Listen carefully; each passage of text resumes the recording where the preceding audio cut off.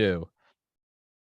And we are recording. Or should be recording. I clearly have no idea what I'm doing. 751 episodes into this. I still don't know how to record. Miss Lopez and myself both not sure how technology works, and we both have no idea how our schedules work. So that's an update on us. But Miss Lopez has been on here a million times before, and we have a million more to go. For all future listeners, today is Monday, March 21st, 2022.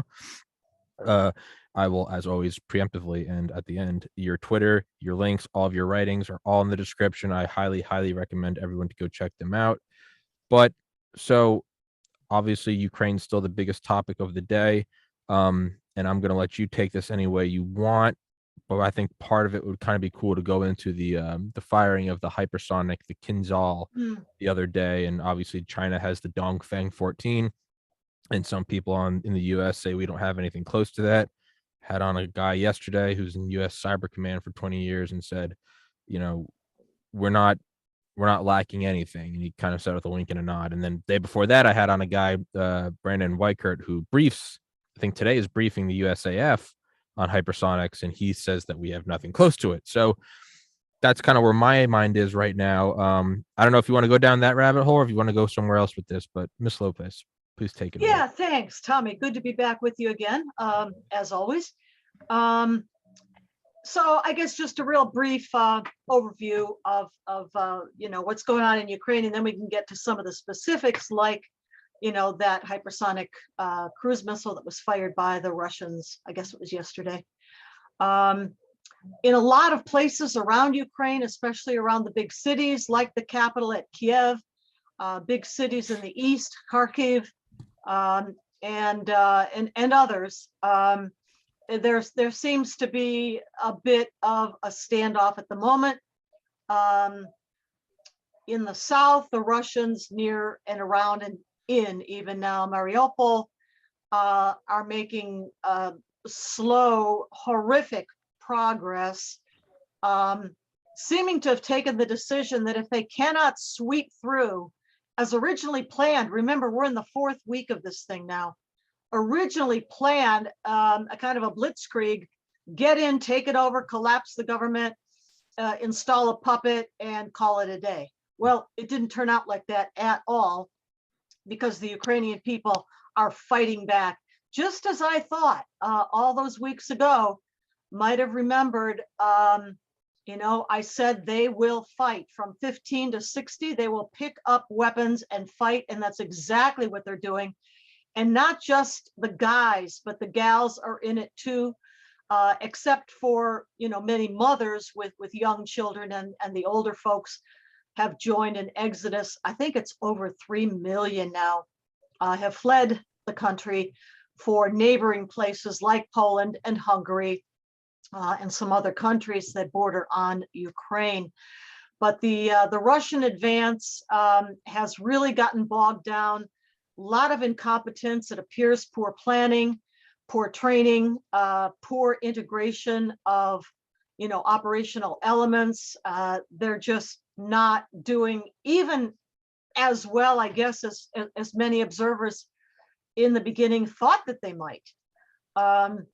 And the tragedy of that, of course, is that Putin and his senior commanders appear to have turned, instead of making military progress against the Ukrainian armed forces, the Russians have chosen to stand off and bombard places they think, into submission, just turning cities wholesale into rubble.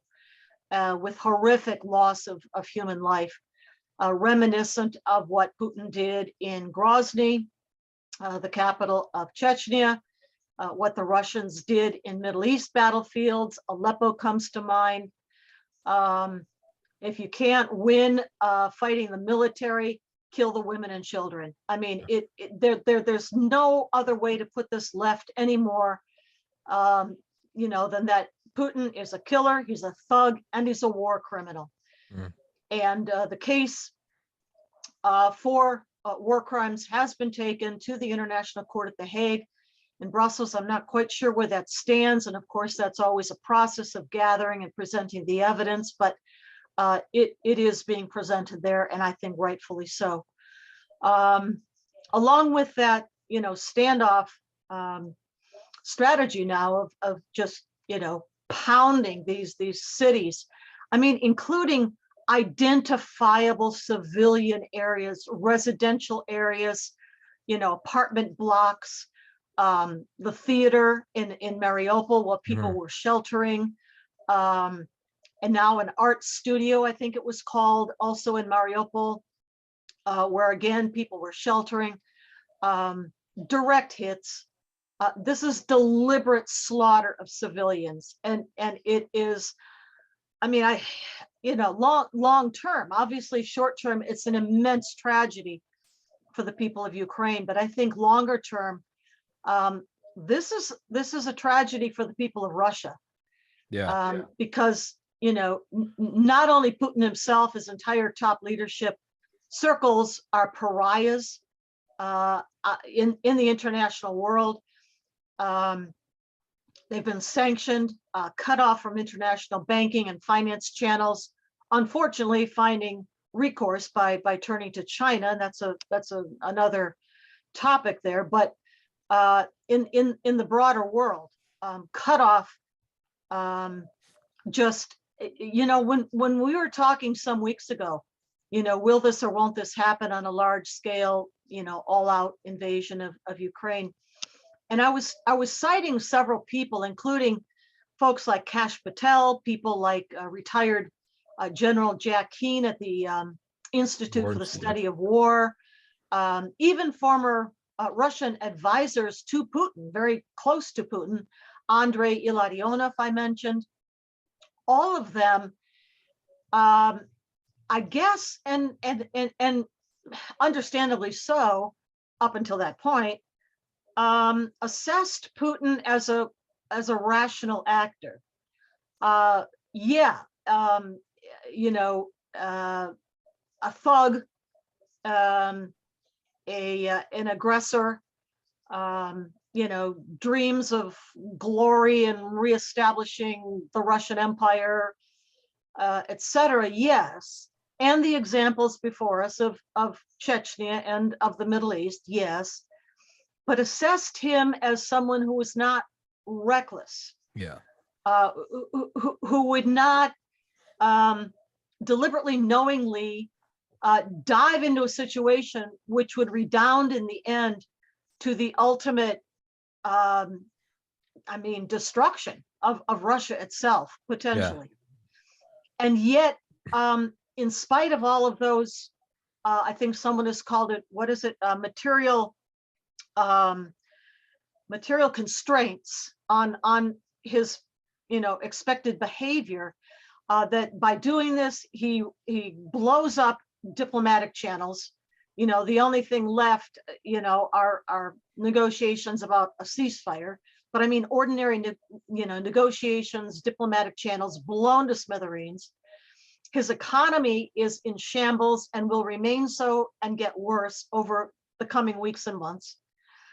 Politically, he himself, Putin, is obviously and predictably facing a lot of opposition internally, certainly from his own people, whom we see in the streets by the thousands in various cities, including Moscow, protesting against this war, especially once they find out where their husbands, brothers, sons, and fathers are being sent, not even being told where they're sent or why until they find themselves there under orders to murder civilians.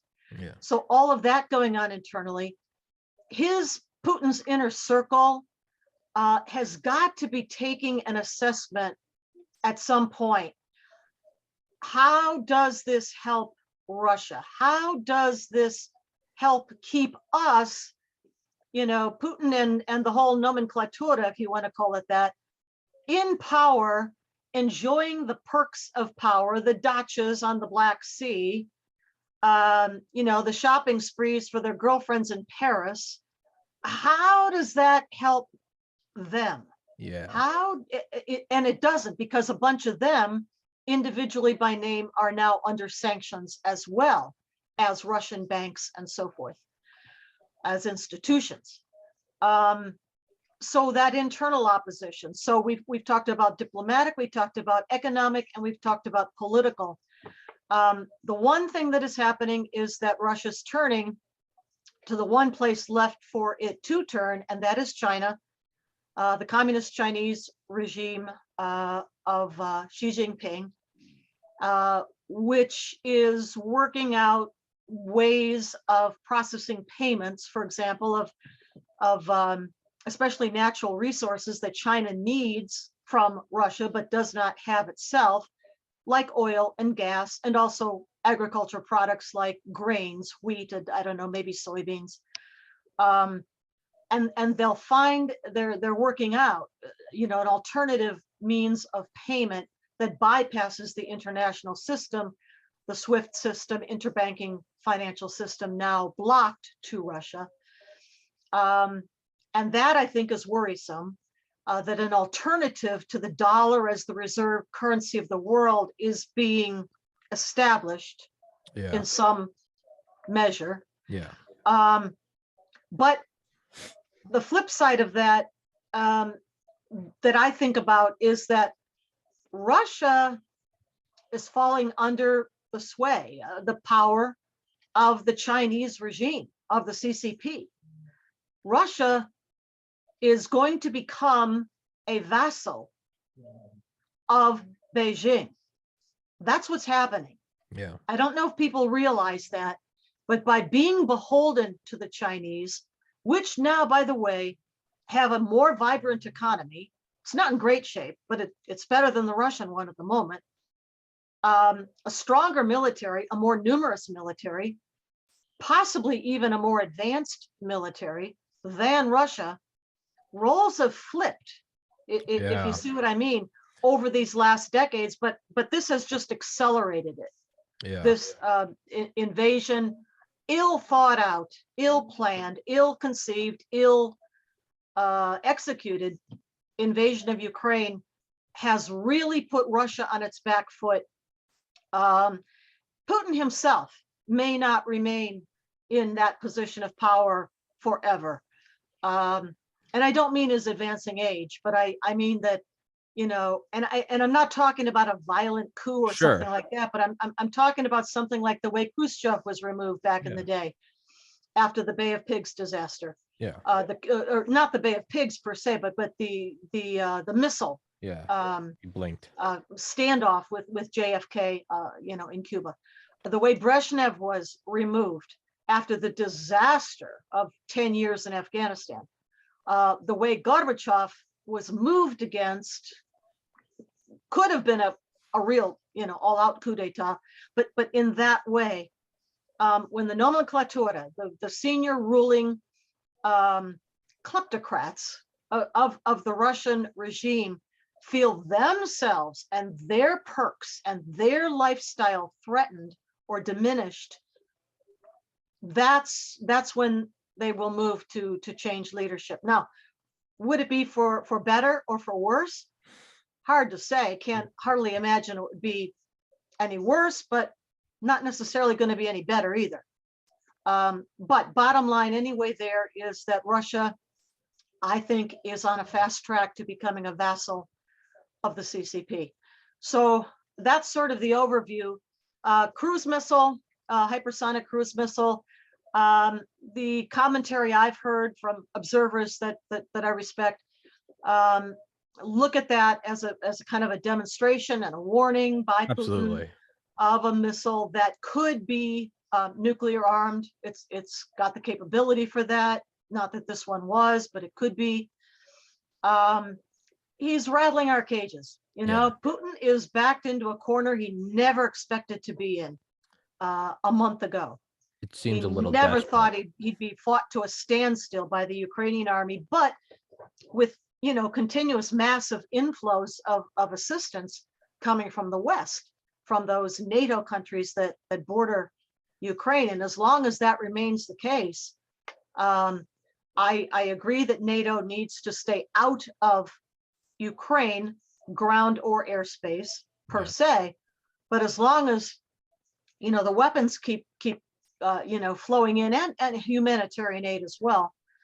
And in particular, as the weapons, the flow, not just the flow, but the quality of the weapons. So up until now, the Stingers, which are kind of low altitude, but the Javelins, which are anti-armor, they've been very effective. But what we're talking about now, what I've heard talked about, are different kinds of air defense systems, something like an S-300 or maybe even S-400, other models that are similar to that, but that can reach higher altitudes for fixed wing aircraft, and take better control even now than the Ukrainians have over their own airspace. So that's sort of my overview for the moment. It's the benefit of this podcast is I get briefs that most people would pay for, and I get to pawn it off as a podcast. Well, I mean, I don't have a PayPal account, but we could set something up. I think you should. I think people would pay for Clare Lopez briefs. I absolutely do. But no, it's I've had and obviously it's easy for me because I'm the host and I get to sit through all these podcasts and hear them from beginning to end and see context. But I've had people ask me, about different guests I've had on, like yourself or like other military members, and I think a lot of people incorrectly think that you all are saying something different from one another. Some are very emphatic on we can't go in there and escalate to World War III.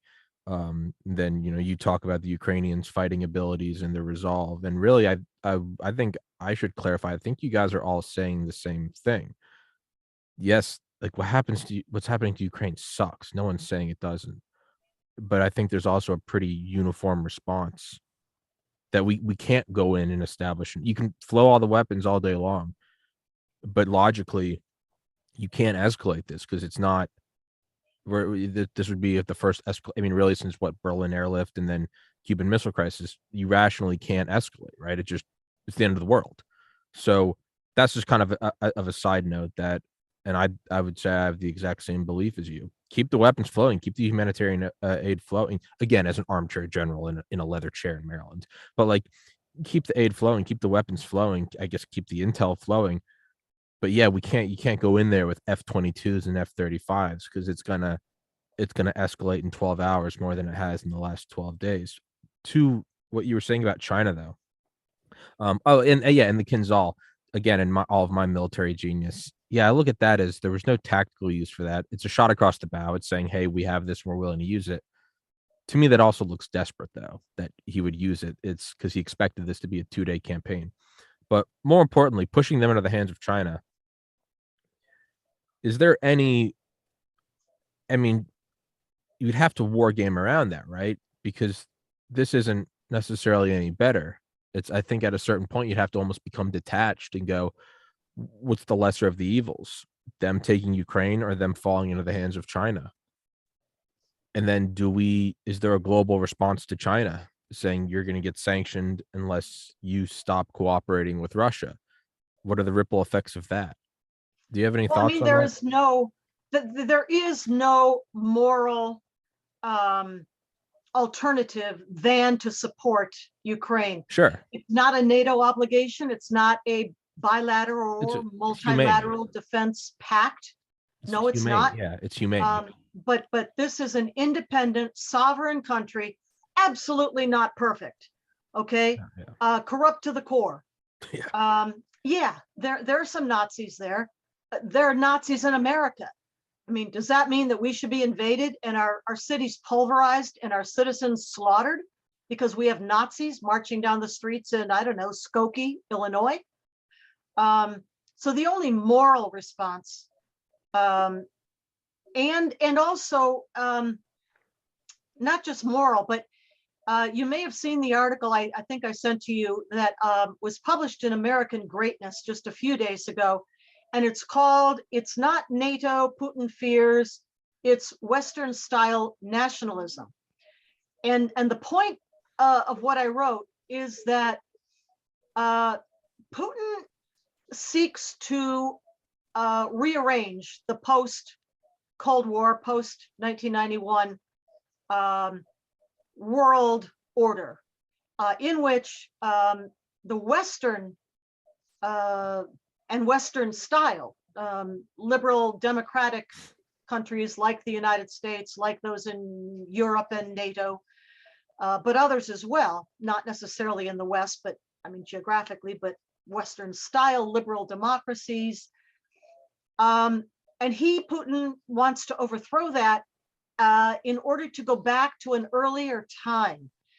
And as I wrote in the article, Vladimir Putin has a namesake of Vladimir of Rus, who, as a forebear, as a throwback in the Russian Empire days, converted to Christianity in the year 988, current era. And along with him, his entire people, because that's how things worked back in those days. And then the empire stretched out and it expanded. And it was conquest, it was domination, it was subjugation of whatever you can get your hands on. Mm-hmm. That's how things worked. Well, Putin is a throwback to those times, if not to his own namesake. Yes, he's Christian, but Orthodox Christianity would not be recognizable, I would submit, by American, I don't know, Baptists or Methodists. It's not that kind of, social issue, go to church on Sunday, Bible thumping kind of Christianity that we have here in the United States. It's not like that. It's a thing of the blood. It's in the genes. It's in the genetic code to be an Orthodox Christian Slav, whether in Russia, Ukraine, or other places. And so in that sense, Putin is a throwback to an earlier era that he obviously longs for. Mm-hmm. That he can be a Tsar, he can be a Russian Tsar, re-establishing for him. It would be re-establishing the Russian Empire that came apart in 1991, an event he has called the most catastrophic event of his lifetime. And so in that sense, Putin is trying to upset and throw over the current world order, which is a Westphalian kind of nation state, sovereign territory, integrity, the integrity of one's sovereign nation system. And that is Western based, obviously. And he wants to overthrow that. And like China, I mean, this is why it's so dangerous, the two of them collaborating together, that they think instead of the right of empire, of conquest, of domination, of subjugation, of anything and everyone you can get your hands on. And that is what Putin's doing. And that is what my article was about, that we who are still of the liberal Western nationalist, sovereign, and the integrity of one sovereign nation, national territory, if we want that system to remain, to survive, then beyond a moral obligation to help Ukraine, it's that broader vision that I was writing about, and I think that is at issue here. And it has implications for China and for its desire to grab Taiwan, which, by the way, was never actually a legitimate part of China.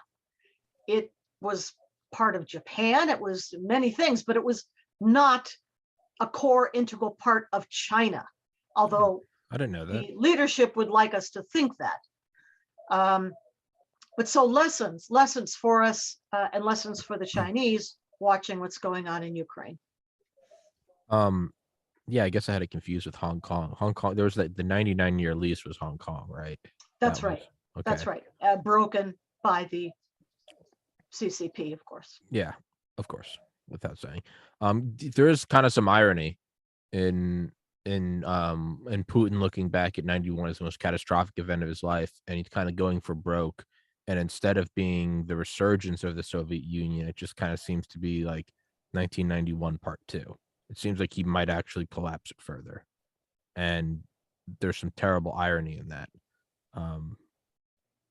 Yeah, I Well, mean, he wants to put back together again what was broken up at the time. yeah, Out of the detritus of the USSR came 15 independent republics, to include all 5 in Central Asia, to include Belarus, to include Ukraine, and then of course those Eastern European countries long dominated um, by Moscow in the Warsaw Pact and so forth.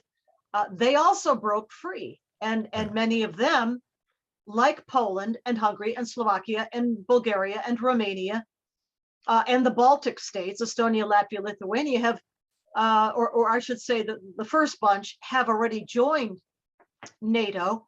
So have the Baltic states, but Putin would like to grab them back again, I guess. I don't know with what resources he thinks that that's going to be possible. I think he really overreached. I think that he is spelling disaster, not just for himself personally, his rule, his regime's rule, but for the unfortunately long-suffering people of Russia too. so do you think this is going to lead to a last, I guess now, I know I've got you for 3 more minutes, but just some predictions. How do you think this goes? Is there any peaceful out of this? Does Russia fall into the hands of China? Does Ukraine completely Well, collapse? I don't expect Ukraine to completely collapse. There are parts of it, like the eastern region of the Donbass, where those 2 oblasts are located, the Donetsk and Luhansk oblasts, that even President Volodymyr Zelensky of Ukraine has stated would be up for discussion. In fact, that harkens back to the 2014-2015 Minsk agreements, under which those places in the Donbass were supposed to have elections or referenda that would, I guess, allow them to be something like autonomous regions within Ukraine. That's up for discussion. Crimea is Russian. It's gone, and it is effectively on the ground, occupied by, governed by Russia now, and apparently with the majority support of the people of Crimea. So Crimea, Russia. Yeah. And then finally, what we heard Zelensky say just a day or 2 ago, maybe a little longer, is that he realizes that Ukraine does not now and will not in the near future or foreseeable future meet the criteria for membership in NATO. And that is an aspiration that he has to set aside for now. That's a big concession right there, but he Sure. realizes that NATO is not going to accept Ukraine. It doesn't meet the criteria to be a member of Ukraine, first and foremost. But also maybe Zelensky and certainly others, NATO and others, I think realize that the best position for Ukraine would be independent and free and westward leaning if that's what they want to do, but a buffer zone, not a member of NATO. And that is what Zelensky has been alluding to. So talks go on. I understand, I've heard that Israel is acting as a mediator, as a go-between between Ukraine and Russia. Maybe through those talks, eventually, when Russia realizes that it cannot succeed in what it set out to accomplish, that there will be some kind of an off-ramp, and each side, I mean, Ukraine will be giving up territory, or at least control of territory, yeah, and aspirations for NATO. But Russia will be giving up its dreams of conquest because it cannot achieve them. So maybe that's where this goes. Yeah. The sooner the better for all these poor people of Ukraine, and the millions have been forced to flee the country, that they may one day be able to come home again. Yeah, joining NATO right now is, not to make light of it, but I mean, it's kind of like pre-existing conditions. Like you come in Well, right now with there are Russia attacking. criteria. I mean, I know that. I mean, I'm that talking they about cannot meet control of one's sovereign territory and meeting rule of law criteria yeah, for joining NATO. They Yeah. just don't, and Yeah. they're not going to. No, I know those. I guess Oh. I was making a kind of a dark joke about they're being, invaded by Russia right now. If they join NATO, then we would have to, by definition, defend them, which would escalate into nuclear war. It was it was a dark joke, Claire, and it didn't land well. That's why I'm not a comedian. That's why I'm doing the podcast.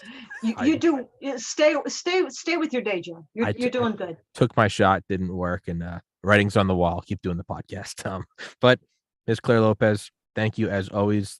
And as I said earlier, the links to your writings, your articles, and your Twitter are of course going to be in the description. I highly recommend following Miss Claire Lopez. I'm biased because I like her, but I think you should too.